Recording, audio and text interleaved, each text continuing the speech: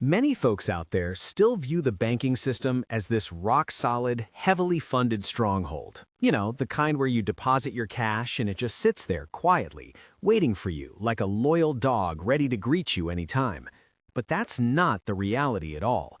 The harsh fact is that much of what passes for money today is really just trust dressed up with a paper trail. And the moment that trust starts to falter, something that seems dull and ordinary, like silver, can suddenly surge forward with incredible force, as if hit by an electric charge. What's unfolding in the silver market these days isn't your typical modest gain. It's far from one of those small, easy-to-ignore increases that financial news anchors might mention with a casual grin. Silver has been surging dramatically, swinging wildly, and pulling the whole discussion around precious metals into an entirely new realm. What ought to concern you isn't merely the sharp rise itself, it's what that rise is exposing about the hidden mechanics and weaknesses in the underlying financial structure. I'm recording this on Tuesday, January 27th. Drop a comment below with the exact time you're viewing this. I always enjoy seeing the different time zones pop up and realizing just how widespread our community has become across the globe. And quickly, the platform's analytics reveal that a huge number of viewers watch content like this without ever subscribing. If you're finding this useful, take a second to hit that subscribe button now. It's a simple action that makes a big difference. Here's the plan for today. We'll begin by examining exactly what silver has accomplished recently and clear up the confusion that often arises when people mix up spot prices with futures contracts. Next, we'll dive into the messages coming from dealers and their delivery schedules, because those indicators carry more weight than any individual price bar on a graph. After that, I'll explain volatility and standard deviation in straightforward terms, so you no longer feel tossed around by emotional swings. Then we'll step back for the bigger picture, the issues with trust in the system, the massive debt levels, and why silver repeatedly grabs attention. Finally, I'll point out the single error that can transform a profitable silver position into a loss, even as the price climbs higher. Stick around for all of it. Let's kick things off with the price action, since that's probably the first thing you looked at before opening this. Silver has been hovering in the vicinity of $110 per ounce lately, following a strong push past $117 before pulling back sharply. Moves like that leave people either thrilled or rattled. In markets moving this quickly, rumors travel much faster than verified information. You've likely come across the same tale repeated in countless variations. Everyday investors are unloading their silver holdings, folks are cashing out en masse, and this must be the peak. Of course, certain individuals will always take profits when things look strong. That's just how people behave. But pause and consider this puzzle that should make you stop and think. If there's supposedly a flood of sellers overwhelming the market, how did the price manage to break higher regardless? If supply were truly overwhelming, why does the trading behavior suggest the market remains eager for more? That inconsistency is your initial red flag. Whenever the price climbs sharply, even as online chatter insists that selling is everywhere, it typically indicates that the real buying pressure isn't originating from the usual voices you're hearing. Instead, it's driven by larger players with deeper resources, greater requirements, and occasionally, sources that don't become obvious until much later. I'll explain shortly where that demand is visibly appearing. First, a necessary clarification. Silver operates with two distinct layers, the paper-based price and the actual physical market. Too many people treat them as interchangeable when they're not. On one side, you have futures contracts involving leverage, margin requirements, and massive institutional flows. On the other, there's the spot price, the benchmark cash figure everyone references when they say silver is trading at a certain level. Then there's the real-world transaction price for physical metal, which includes spot plus or minus whatever premium applies. In calm periods, those premiums are merely a minor irritation, but during times of strain, premiums reveal the true picture. At the moment, the premium narrative is shouting. Reports from certain international markets show silver commanding double-digit markups above the usual reference point, sometimes exceeding $14 per ounce. That's far from ordinary. It signals that the physical metal holds greater value in specific locations compared to others. When such disparities appear, a critical question arises. Why isn't this difference quickly eliminated by arbitrage? The explanation generally involves some combination of logistical hurdles, limited immediate supply, and pressing need.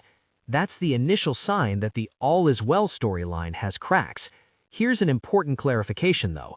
Those elevated overseas premiums are genuine, yet they don't imply that physical silver is completely unavailable everywhere. In other regions, physical metal has occasionally traded below the futures level, showing how the paper side can overheat while local physical trading cools off. This is precisely why I stress keeping these ideas separate. Futures trading often revolves around leverage and speculation, whereas physical pricing hinges on regional demand, dealer margins, and the speed at which inventory gets replenished. Now consider the gold-to-silver ratio as a quick gauge of market heat. Gold has climbed well past $5,000, while silver sits close to $110, resulting in a ratio somewhere in the mid-40s. That's a clear departure from the 80-to-1 ratios many recalled from quieter times. Yet it's also not the extremely compressed ratio that typically marks the final explosive stage of a speculative frenzy. In other words, this advance has progressed significantly, but the market isn't flashing a definitive all-done sign. That's precisely why the upcoming stage might catch both bulls and bears off guard. Most individuals crave a single definitive indicator, a magic ratio, one perfect chart, or a viral post. Silver refuses to cooperate that way. It exists at the chaotic crossroads of monetary anxiety and industrial necessity. One moment, it acts like a form of currency. The next, it's simply a raw material for production. That split personality explains how it can shift from overlooked to wildly volatile in a short span. Turning to dealers, in recent weeks, several have issued updates about exceptionally high volumes, extended shipping delays, and specific items becoming unavailable. I'm not claiming silver has vanished entirely. That would be an exaggeration and usually inaccurate. What I am highlighting is that sudden demand surges can constrict the supply chain, and a constricted chain leads to unusual patterns, advance orders, extended waiting times for delivery, and rapid premium fluctuations. This environment is where misinformation causes the most damage. One person hears sold out and rushes to buy in fear. Another hears everyone's dumping and rushes to sell in fear. Either knee-jerk reaction hands your advantage to those who stay composed. Markets like these don't reward noise, they reward steady discipline. Here's a guideline I follow closely. Avoid treating physical silver like shares in a company. Physical ownership involves real frictions and wider bid-ask spreads. You might correctly predict the overall direction and still end up losing because you overpaid entering the position, then received less when exiting, and perhaps re-entered at inflated costs. In periods of extreme swings, that cycle can wipe you out. Take a straightforward illustration. Suppose you bought a 1-ounce coin when spot stood at $90, but your total cost came to $100 due to the markup. Later, the price surges, and you decide to sell when spot hits $110, but the dealer's buyback offer is only $97 because they're guarding against risk. You figure you gain $20, but in reality, it's just $3 profit.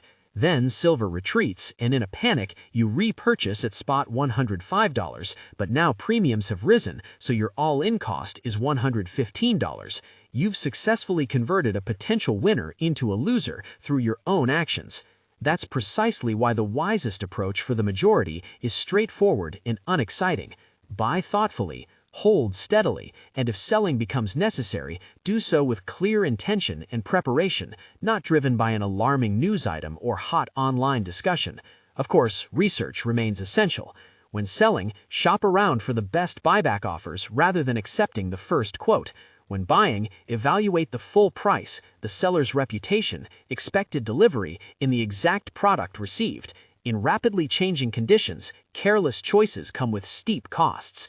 This is how I approach due diligence during volatile periods, and I encourage you to adopt the same thinking, even if the specific actions vary. Start by collecting several quotes for identical items at the exact same time, since markups can shift quickly. Next, examine delivery commitments. A low quoted price means little if shipping takes a month versus immediate dispatch. Finally, inquire about flexibility. What's the cost if you reverse course? What's the spread in repurchase policy?